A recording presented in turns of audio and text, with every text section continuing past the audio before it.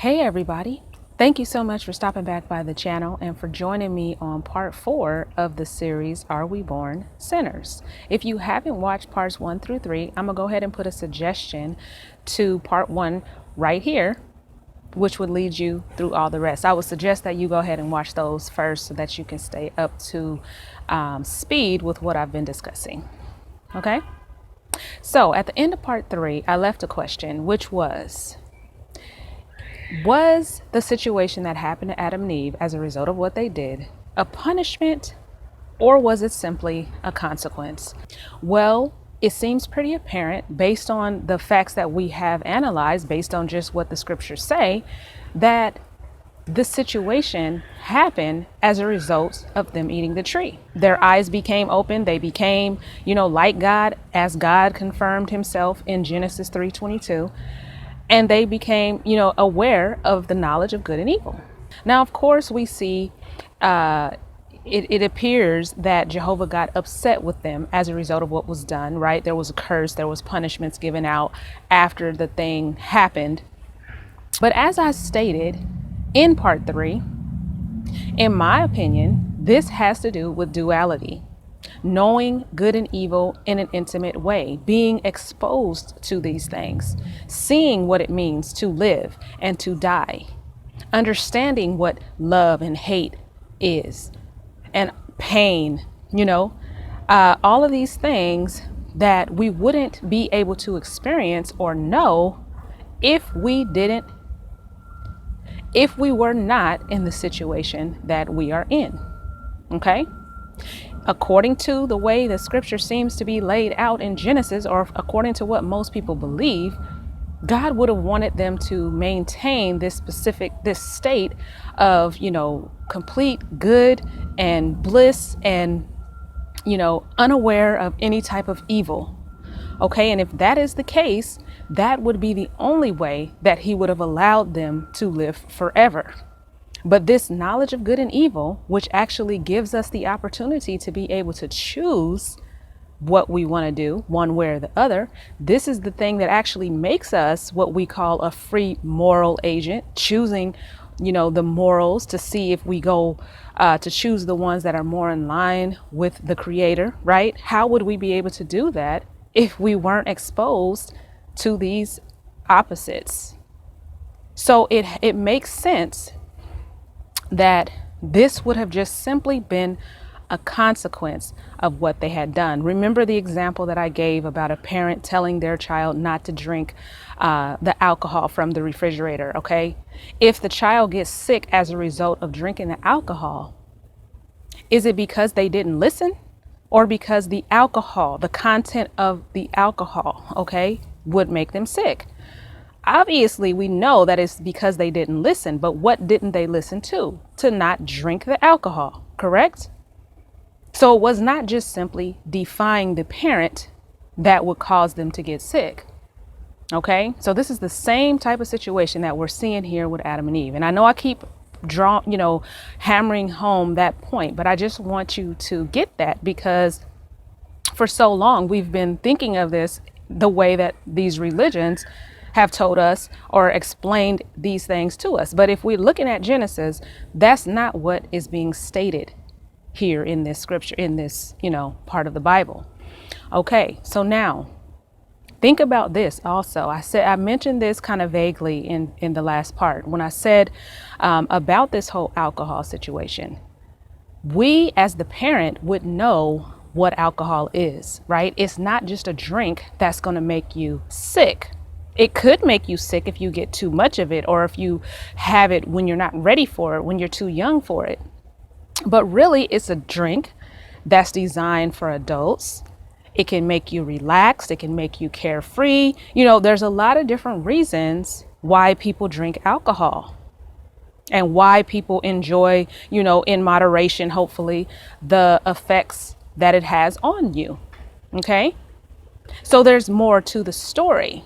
But if the parent just says it will make you sick, are they really telling the child the full story? Well, obviously not. But some people would say, well, it's not the responsibility of the parent to explain this information to the child.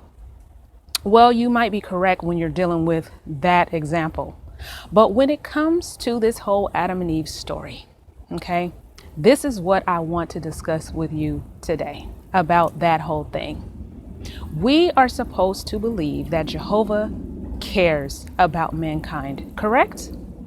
We are supposed to believe that this whole situation that happened was, or why he gave them this warning, was so that they would not make the wrong decision, defy him, and therefore die as a result of that. But we've already, discussed how that doesn't seem to be what he ultimately had a problem with. But what I want you to think about is this. If Jehovah, in fact, cared about Adam and Eve, why didn't he more thoroughly explain what would happen as a result of them eating of this tree? Now, I already mentioned some of the things that we all know of, which was that they were ashamed. They became aware of being naked. They obviously felt, maybe a little fear of God because they were hiding from him, like all of this type of stuff. But there is something even more important that you would think that Jehovah would have mentioned to them. Why would they have not known that this one action would completely doom all of humanity? Why would they not have been told that not only will you die as a result of this, but your children will die, and your children's children, and so on and so on, and all of humanity will be in a fallen state as a result of this one action. But if you want to avoid that, do not eat this fruit. Most people believe that it is not okay to tell a lie, right? Which is why they have a problem, or they think it's something wrong with this whole thing when the serpent apparently said that you will not die. Okay, everybody's like, oh, the first lie, look at the devil, he did the first lie and all of this stuff. But isn't there a such thing as lying by omission? Don't you see how lying by omission is just as bad? If a spouse was to tell their, significant other that they're going to the store, but on the way to the store, they stop off and have an affair with somebody, okay? And then when they get home, their spouse asks them, what did you do? Where'd you go? And they say, I went to the store. Were they lying? No, because they did go to the store, correct? But they also went and had an affair. So that would be something where they omitted a piece of information that was pretty significant in determining how their spouse would feel about what happened. Wouldn't you agree? So in this situation, we are expected to believe that a God who is all good, all loving, and wants nothing but the best for all of humanity, that he would have just simply told Adam and Eve, or even Adam, not even Eve, that he would have told the man, do not eat from the tree of knowledge, because on the day that you eat it, that you will die. That's it. You will die. That's it. There is no mention of anything else about any of the consequences, especially the fact that you would be responsible for dooming your children and everybody after them. That is a huge piece of the puzzle. That is a huge piece of the puzzle. How many of you know as parents that when before you have children, you make decisions, differently than when you finally do have children, right? When you're single, you make decisions that only affect you. But once you have children, you understand that some of these decisions that you make might affect the children. So you began to change and maybe be a little bit more responsible, a little bit more serious, or whatever the situation may be, right? So we sometimes would make decisions or not do certain things thinking about our children, especially if we were told that something that we would do were to directly affect our children, if we were given that information, that would change the whole situation. Most parents, knowing that information, would make possibly a different decision than they would if they thought that something only affected them. Okay? So that right there is a big part of the puzzle. Why would Jehovah had omitted the biggest part of the whole thing and not told them that this would infect all of humanity? I mean, that really doesn't make any sense, you guys. That doesn't make any sense. Okay? So it's something to really think about. Okay. The last thing that I want to leave you with is this.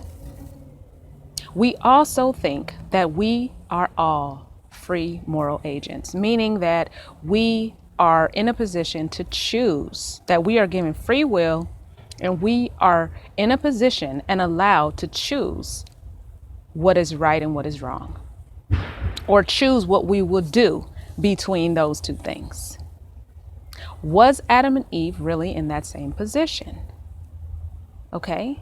If they had no concept of bad, then it doesn't seem like they were.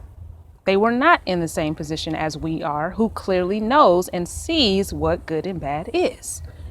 But even still, if they were free moral agents and they were able to make a decision, why or how could their decision affect all of us and then make all of us be somehow, contaminated to now that all of our decisions would somehow lean towards doing wrong? I understand what most people say, witnesses included, that this is like a disease, like this is how it was passed down. If the parents have a disease and they have children, this disease is passed down to their children. Okay, that's a very straightforward example. We all understand how that works. A disease would be, in your cells, in your DNA, in your blood. But when it comes to making a decision as a free moral agent, apparently, how is this one decision going to contaminate everybody that comes after them, as if this is somehow etched in their DNA?